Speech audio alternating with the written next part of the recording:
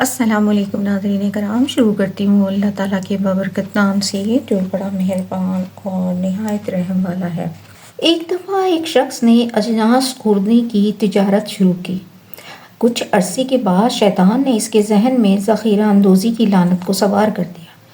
چنانچہ اس نے ذخیرہ اندوزی شروع کر دی۔ فصل کے موقع پر زمینداروں کی مجبوریوں سے فائدہ اٹھاتے ہوئے سستے داموں خرید لیتا، اور جب ان اجناس کی قیمت بڑھ جاتی تو منہ مانگے داموں فروخت کرتا۔ ایسا اعتراض تک یوں ہی کرتا رہا، حتیٰ کہ اس کے پاس ان گنت سرمایہ جمع ہو گیا۔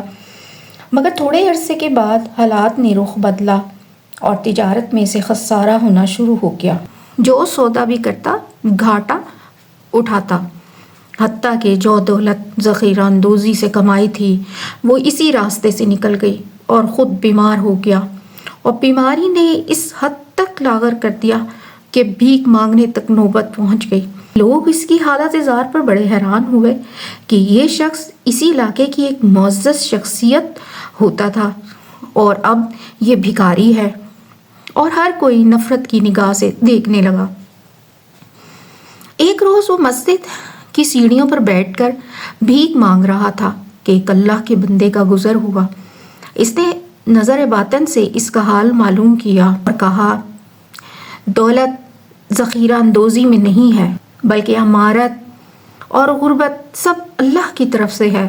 تو نے سوچا تھا کہ ذخیرہ اندوزی ہی سے دولت آ سکتی ہے، آج تیری دولت کہاں ہے؟ اور تو بے یار و مددگار ہو کر اللہ کے نام پر مانگ رہا ہے۔ اگر تو اس وقت بھی اللہ سے راہ راست اور جائز طریقے سے مانگتا تو وہ تمہیں ہر صورت میں تیرے مقدر کا رزق دیتا۔ اب تو سچے دل سے اپنی سابقہ زندگی پر توبہ کر، بہتر ہو جائے گا۔ تاجر اس کے کہنے پر مسجد میں جا کر اللہ کے حضور سجدہ ریز ہوا اور بڑی دیر تک روتا رہا، حتیٰ کہ تائب ہو کر عبادت میں محو ہو گیا۔ کچھ عرصے بعد اس کی سختی معاف ہو گئی اور اس کی گزر اوقات کا اللہ نے بہتر ذریعہ بنا دیا۔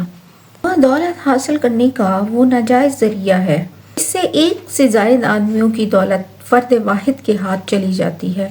اس لیے اسلام میں حرام اور گناہ کبیرہ کہا گیا ہے۔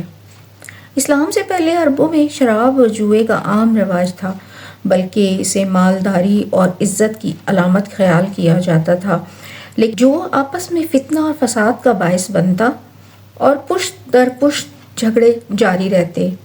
اس طرح معاشرے کا امن خراب ہو جاتا اور بے شمار خرابیاں تھیں، جس کی بنا پر اللہ تعالیٰ نے اس کی ممانعت کا حکم دیا۔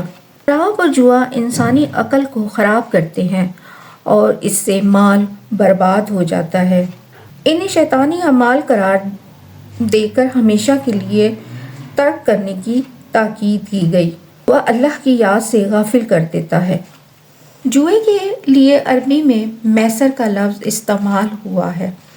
اس کے معنی ہے تقسیم کرنا، کیونکہ عربوں میں رواج تھا کہ جانور ذبح کرتے اور اسے تقسیم کرنے میں جوا کھیلا جاتا۔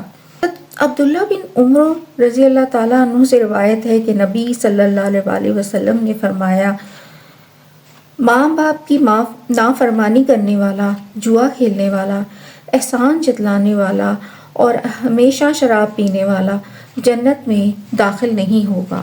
جوا ایک ایسی لعنت ہے کہ معاشرے میں اس سے معاشی، سماجی اور مذہبی لحاظ سے بے شمار نقصانات ہوتے ہیں۔